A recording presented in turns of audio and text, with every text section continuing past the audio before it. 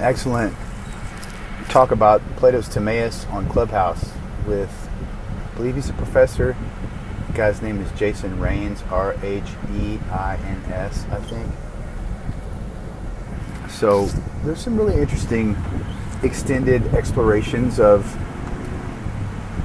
dense material, dense thought. And they're talking about the demiurge, and it inspired me to make this recording. There's an antagonism that I haven't really explicitly laid out yet, but there's sort of the embodied cognition of proprioception, so the poetic and the mythological, action-oriented sort of language. So read, the hymn to Demeter or the Iliad.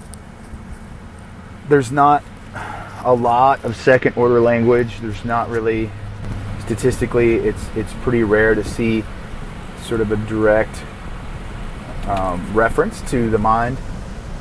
And so there's the language of proprioception, there's the language of the orientation of the body in space, which I would call mythological, proprioceptive, action-oriented. And then there's this notion of timelessness that invades theology that is sort of comorbid with monotheism, that is founded on timelessness, and all of these vectors and tropes and variations and all the metonymies of abstract space, which in reality is a weird materialization of abstraction, and so thus there's a transformation, whereas monotheism begins conceptual metaphysical abstraction of theology. So theology is sort of like the proprioception of God. Abstract thought is the proprioception of God, the proprioceptive mythopoetic language of God, which is just to say second order, third order, and so on language. And then of course when you take meta language and then you quicken it with electricity, you get cybernetics.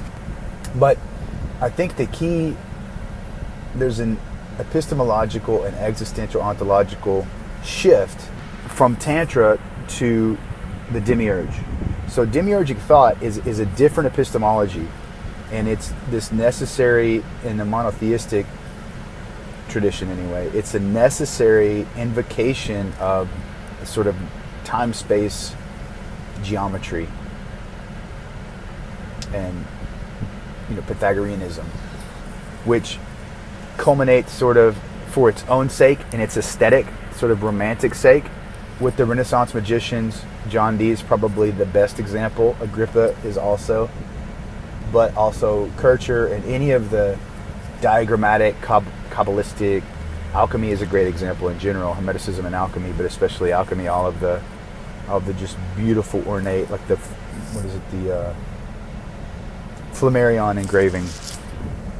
So I don't think this has been paid much attention, the monotheistic sort of evisceration from of anthropos, from so instead of taking a rib of Adam, and maybe that's what that really means. It's like you're taking a pen stroke from God, and now you're using sort of this forward-facing, self-assembling hyper-object of Western epistemology and theology, and then science and humanism and cybernetics. You're using that whole unconscious, abstract, the invocation, the poetic recital of abstraction, which begins in timeless demiurgic gods that have never-ending life, ever begotten, timeless. This language is in the Torah, the Bible, the Timaeus, Neoplatonism. It's all over the place. Near Eastern, Sumerian, the book of the Egyptian Book of the Dead, is sort of exploring this astral hyper meta landscape. That's a little bit different, I think, than mythology. So mythology can be seen as actually telling us a lot about the affordances of the biological animal machine body and its direct interface with emotions. So emotion, poetry, mythology, the projection of a body into a sort of ecological, earth-like environment, all of that, that's intuition, cunning, the goddess Metis who leads Parmenides into the underworld. Parmenides wrote in sort of a poetic meter, but then some of the pre-Socratics didn't. And that denotes the epistemological shift, actually, from analogical, sort of sympathetic matrix-like mythopoetic proprioceptive thinking into the beginnings of abstraction. Another example of this would be Christianity comes after the Pythagorean. Now, I don't know about, there's not really, I guess, that the Talmudic commentary, I don't know where that commingles with the nascent sort of proto-Greek imports. For instance, Dionysius denotes potentially like a sort of a Tibetan shamanic strain, potentially.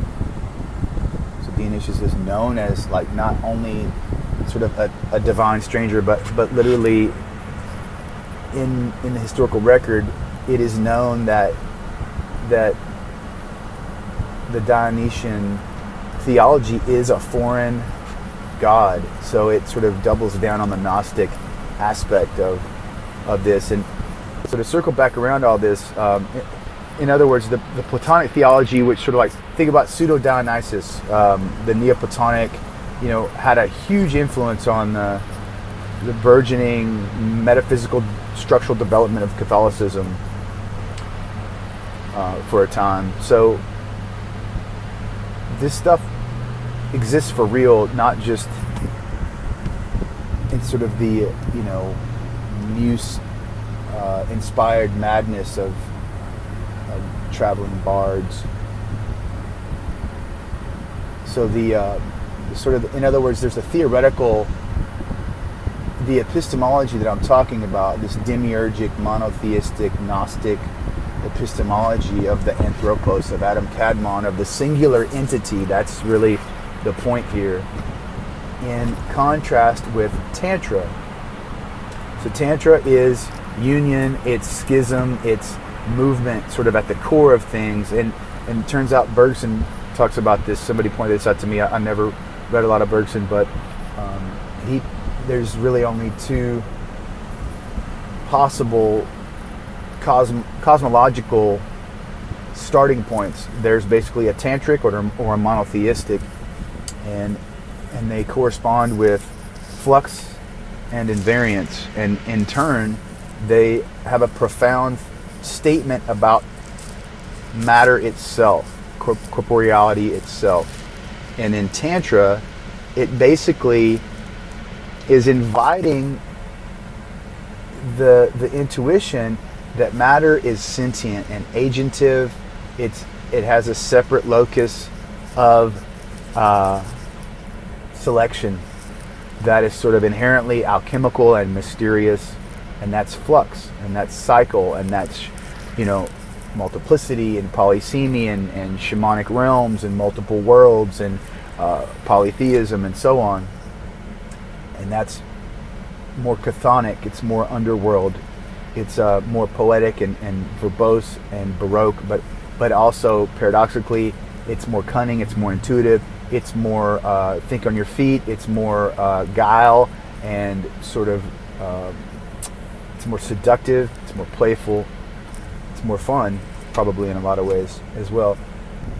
And then the monotheistic is necessarily sort of the compulsive preoccupation with abstract thought, which ultimately is grounded in the timeless, and it can't not be, because this is what makes abstraction.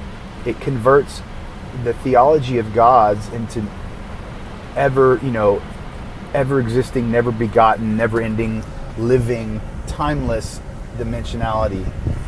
The gods have to have abstract qualities. This is the essence of soul. This is the basis of essentialism. The soul of an object, the essence of an object, the eidos, the blueprint, if you will, the enumerative, diagrammatic representation of what it is. This union with the copula on making is statements, not similar to, not similitude. So you're out of you're antagonistic to analogy and metaphor. Abstraction becomes in the etymological, philological, material form of the historical record. You can see this appear as an antagonism towards analogous thinking, which that reaches its fever pitch in the Enlightenment. That's what the Enlightenment is, and that's what the Protestant Reformation is. It's the assumption that the war has been won against cyclical thinking, supernatural thought. The Nicene Creed sort of supplants the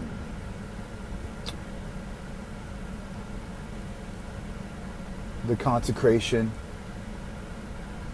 the consecratory aspect of old Catholicism, of traditional Christianity. And so Gnosticism is sort of both the horror of, in other words, it's like, that actually doesn't sound fun.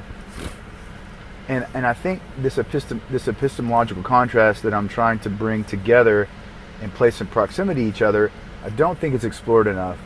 And it's the idea that there's a whole separate epistemology automatically built into the extraction of an ideal godlike creature that is the creator of reality by themselves. That itself is sort of like the ultimate index, historical, referential marker for something else is going on here. So there's something correlative and comorbid about cybernetics, monotheism, and also sort of this Pythagorean, Aristotelian, Neoplatonic fusion of formalism, of geometry and language, of grammar, syntax, and not speaking but representation. That's another lacuna, is this all arises at pace, sort of,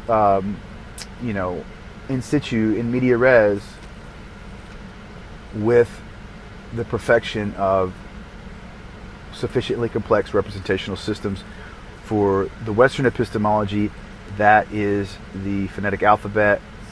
The historical moment is around 400 BC, I believe, 430 BC maybe, and it's the switch from the old Attic into East Ionian. So we can sort of trace that, and Plato was one of the first persons to write in the new, more modern Greek version of the alphabet. So, and some people like Twilight Gibson, Dirk de Kirchhoff, Eric Havelock, I think, what is her name, Iris Murdoch, maybe Julia Kristeva, have posited that that's one of the reasons why truly theoretical, like there's something, that's why it's called pre-Socratic.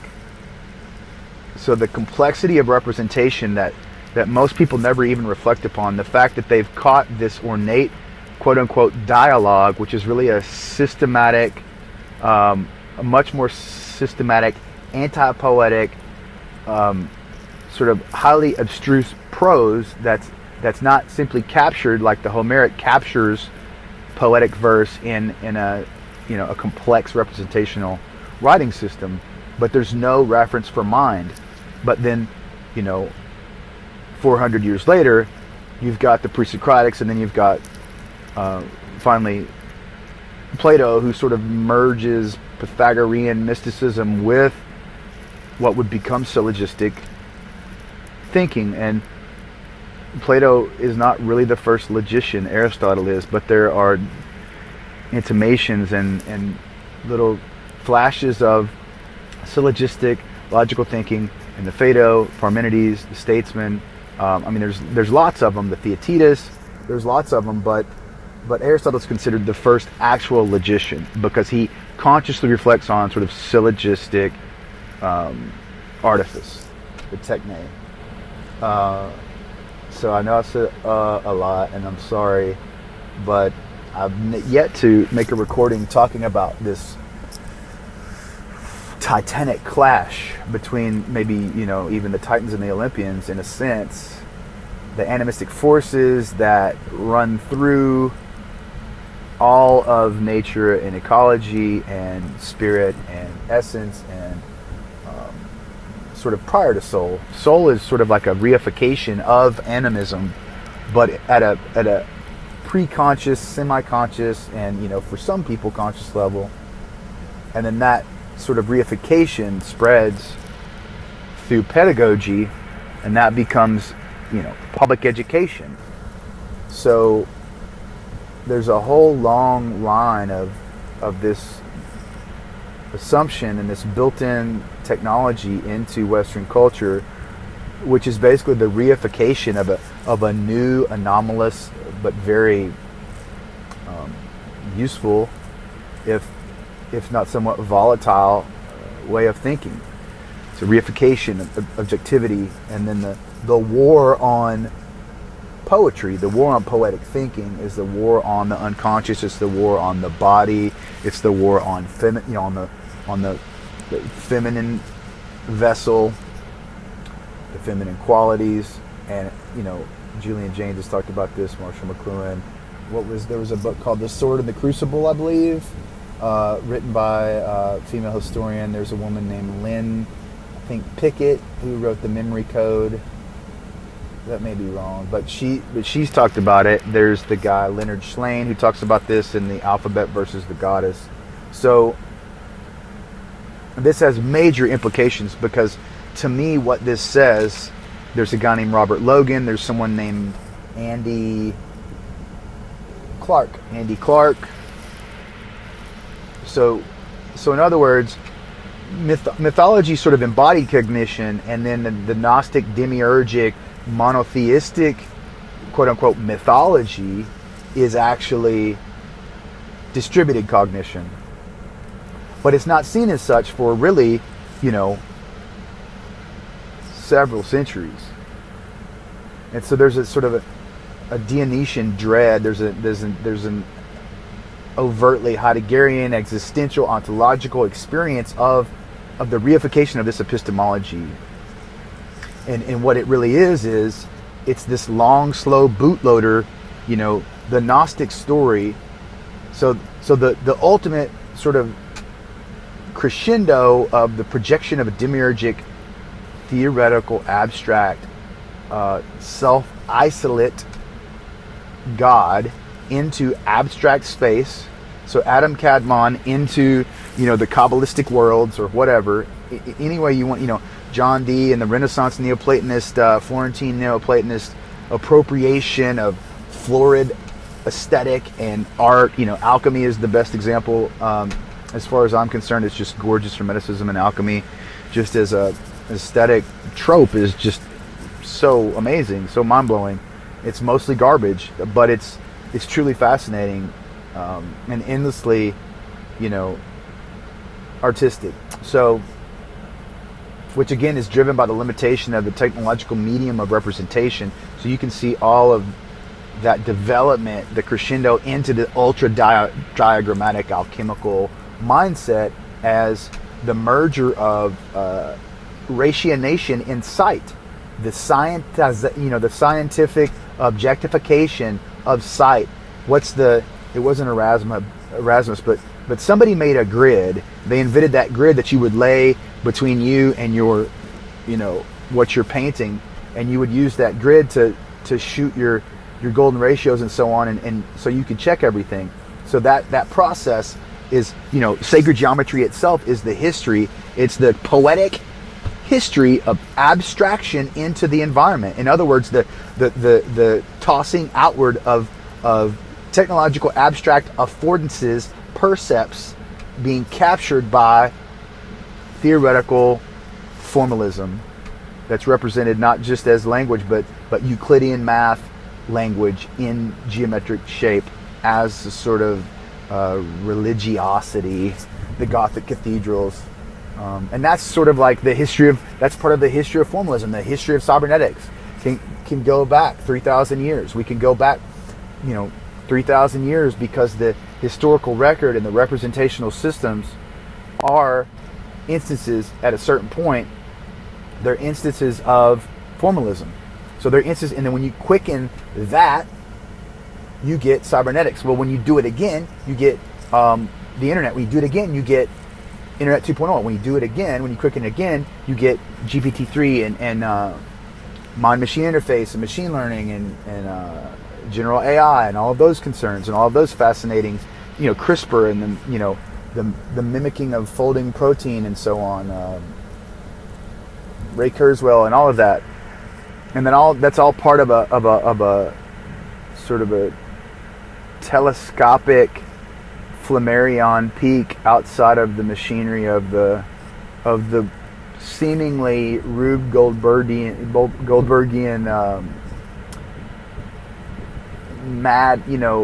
mad wizard mania, Taoist, tantric, hermetic, whatever, the ultra heretical strains of just borderline madness / genius. They're fascinated. They're building something else. It's sort of a bootloader. It's a Dionysian bootloader, frenzy, carnival gala, a carnivalesque moonlight dance, a Dionysian, tragic theatrical concert. It's like the ultimate sort of rave. So the point of all this was to contrast and place in proximity the tantric and the monotheistic cosmologies, and then all of the sort of the plethora of wonders, confabulations, problems, challenges, tensions, agonisms that come with that. And that's what's so interesting about having at your fingertips Google Scholar, the library, books, the hyperlink reference that was so fascinating to a lot of the 90s Philip K. Dick, sort of matrix cybernetic technostic kind of people, Mondo 2000 and Robert Anton Wilson and even Tim Leary and McKenna and all those people. I mean, psychedelic means mind manifesting. So you've got the global casino brain. We're at the casino level. We were at sort of like the what are those? We were at the gimbal level. We were at the sort of Vitruvian gimbal, and now we're at the casino. But in other words, we've had a global intimation for a long time. For instance, the hyper objective nature of the pale blue dot picture that was taken from space of planet Earth is actually an extremely complex cybernetic technology when you think about all the things that are loaded into, or for instance, Elon Musk and Starlink and all of that, they're just further variations of this super dense, emergent, complex, cybernetic hyperobject. This forward-facing, self-assembling, self-selecting, cybernetic, hermetic alchemical, global casino hyperobject, standing on the shoulders of giants. What has to be the case for these things to persist without any doubt at all? Timelessness, objectivity, at multiple dimensions and subdimensions and atomic and subatomic levels of matter itself. Invariance, the mania, the compulsive, unconscious mania to worship invariance. That is the monotheistic, demiurgic, Faustian poetry. Infinity sickness, the compulsion to be in the proximity of infinity. Freemasonry, Rosicrucians, Taoist alchemist, Negung and what's Nadan and Negung or whatever. All the fascinations with the ultra occult, florid, symbolic, ultra symbolic, meta super symbolic systems that most people discard as foolish, antiquated, ancient, classical notions, a lot of which are self-assembling and they're only hundreds of years old.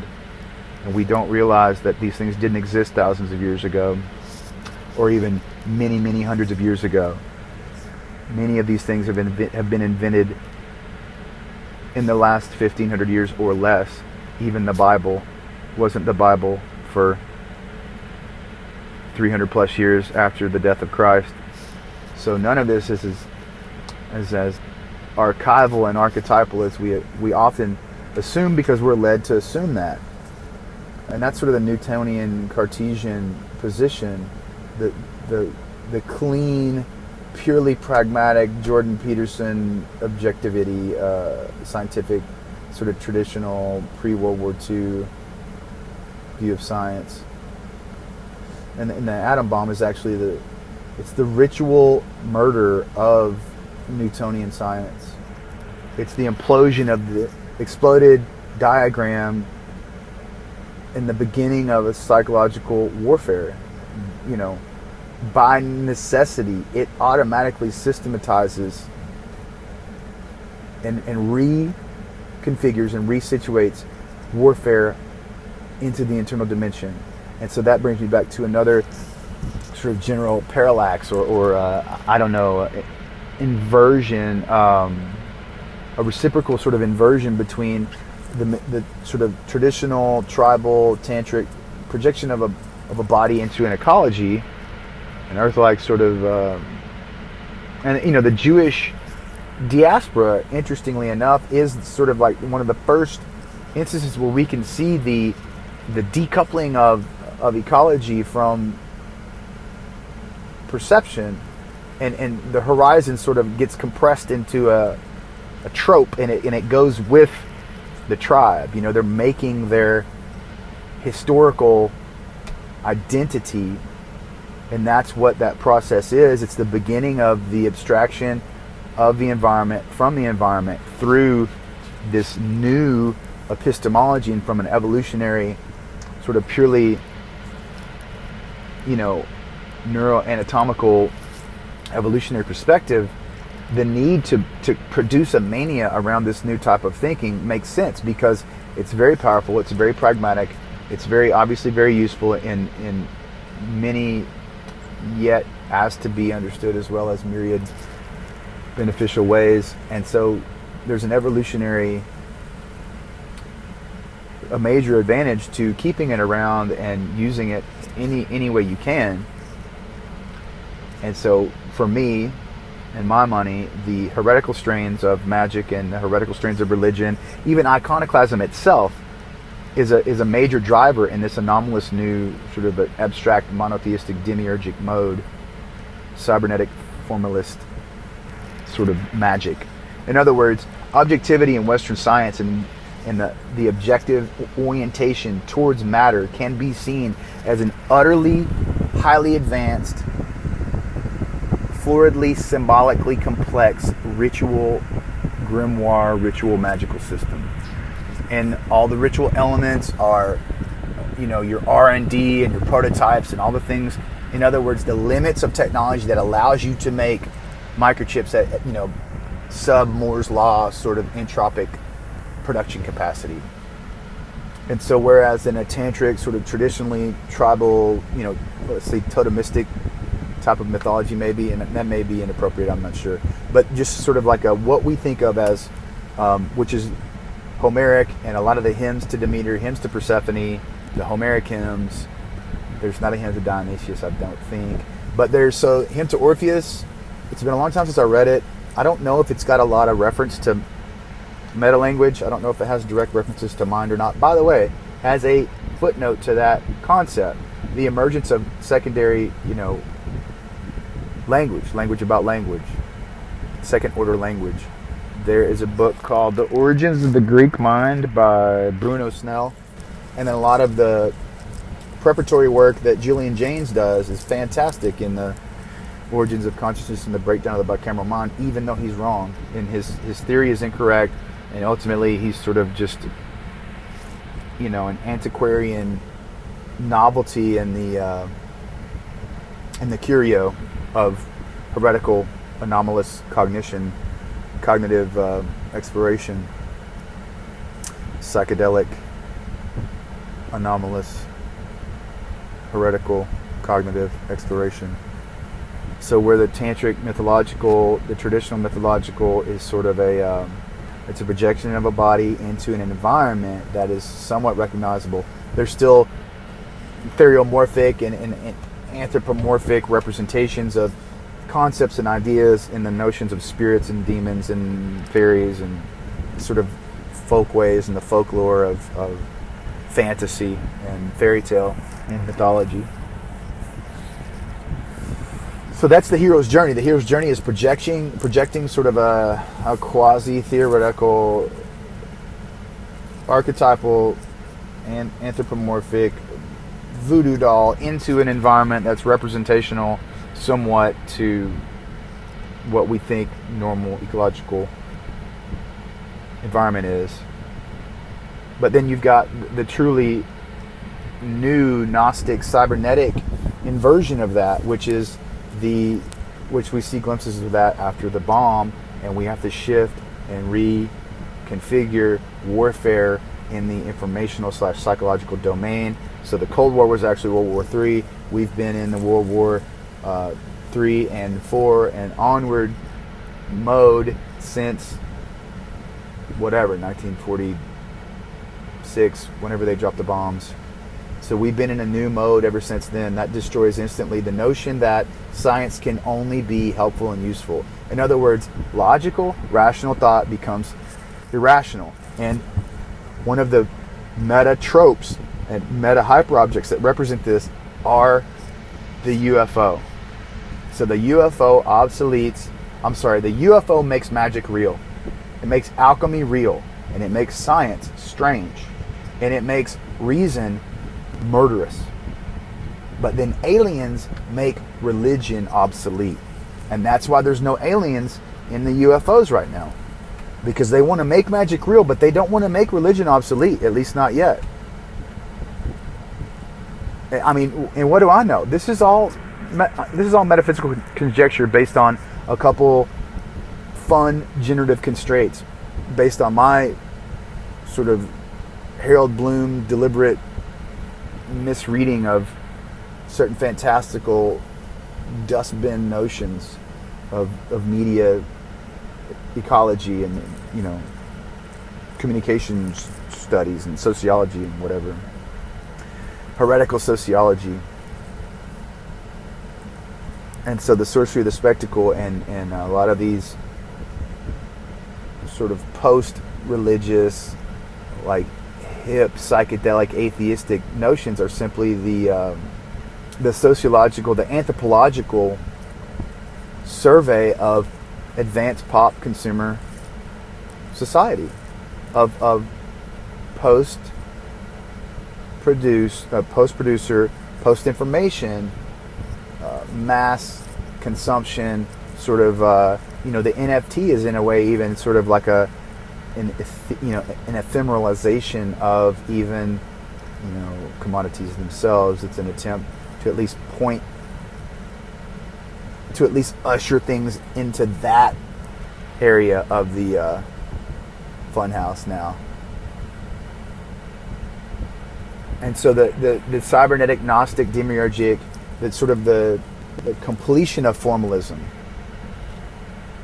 the peak before the trowel. So the peak is the apocalypse, and and the trowel is sort of revelations and what's it called, the tribulation and all of that. So the hard crash of the Kali Yuga. That story is the inversion of the hero's journey, which is, like I was talking about, the bomb.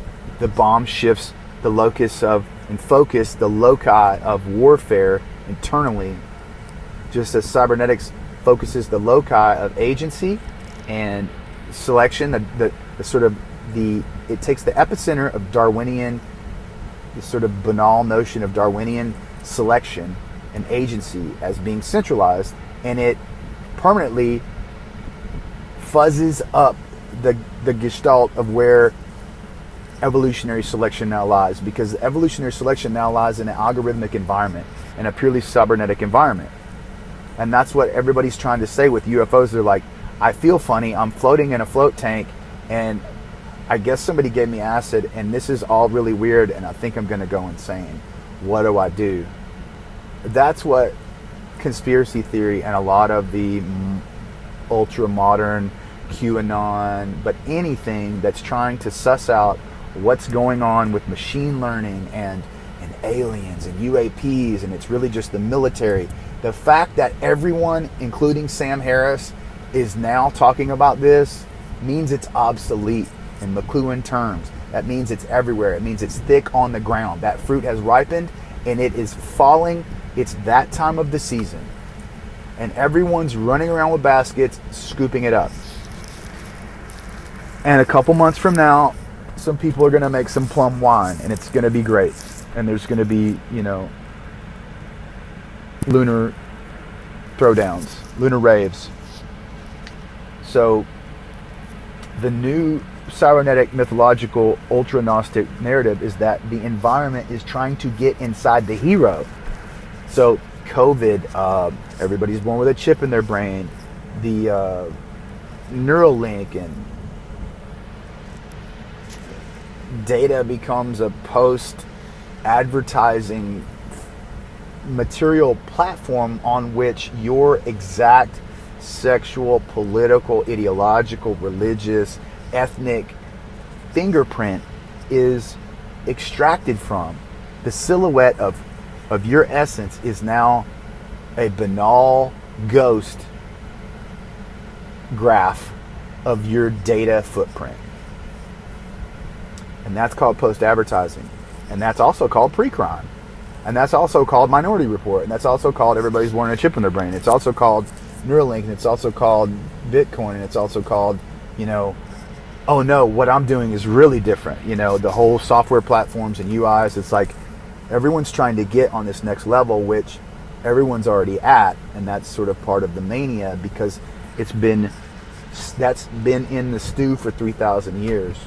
And so I guess the sort of quasi-thesis of my statement is that the emergence of formalism itself, the exploded diagram of the typology of all languages, from Elenchus to Connectome, the noosphere, the global casino brain, the black goo of X-Files, the everybody's born with a chip in their brain poetry, the invocation of the muse of madness in the poetry of the targeted individual, the schizophrenia, the pure productive capaciousness of madness itself, when coupled to the human drama and the technological sort of shared public banal substrate of technology.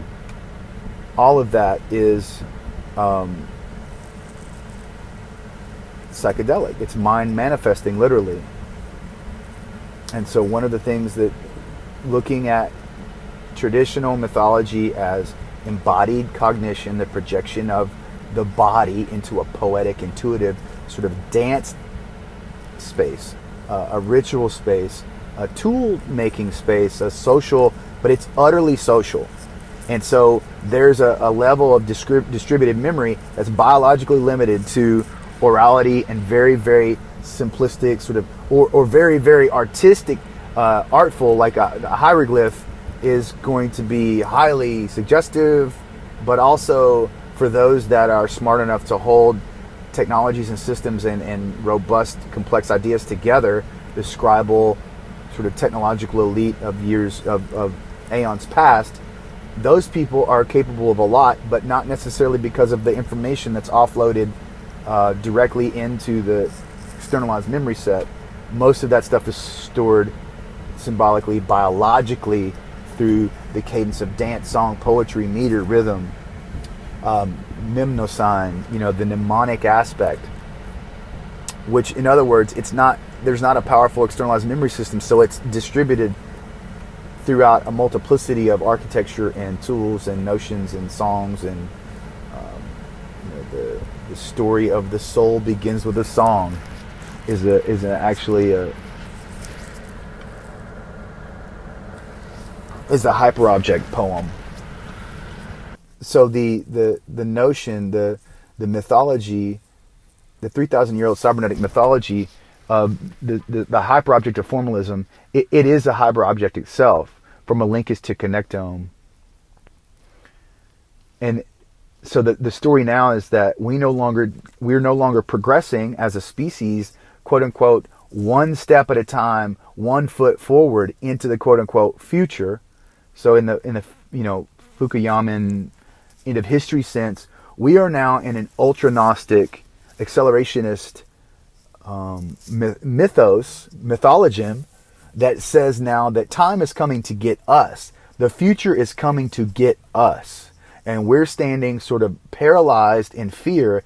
And not only that, but there's these like liquid chrome nano Titan demon robot ships with nanofiber RFID tentacles that are, trying to shoot into our open orifices and melt into our skin and liquefy the chemical, emotional, traumatic mania, the ultra productivity of madness of the modern Deleuzian,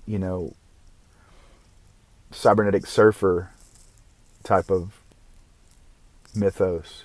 So the peak of, and it's always been there. This story has always been waiting to be told this way, but it's always being told this way. Just most people didn't see it, and now everybody sees it. And that's what's driving all of this. And that's why everybody's talking about global casino brain and the ultra meta saddle attractors and the entropic selectors of conversations in Clubhouse tend to be about the cutting edge of technology and even poetically sort of the implications of obviously this place is for NFTs, obviously this place is for psychotherapy, and obviously this place is to fucking expose narcissists and psychopaths and talk about all this shit, and these people are bad and everybody's coming to get your whatever, and but it's not for any of that.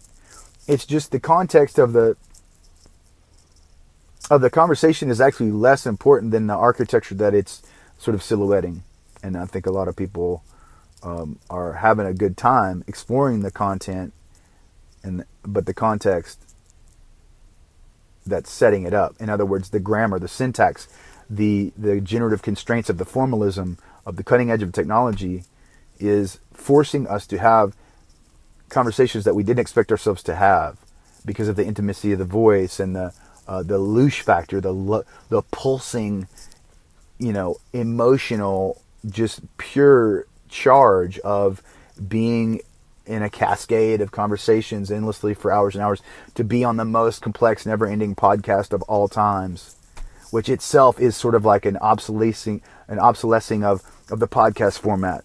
So more and more people are just going to, and I know that there are lots of people already just recording their Clubhouse conversations and just dumping it out as a podcast. Well, great.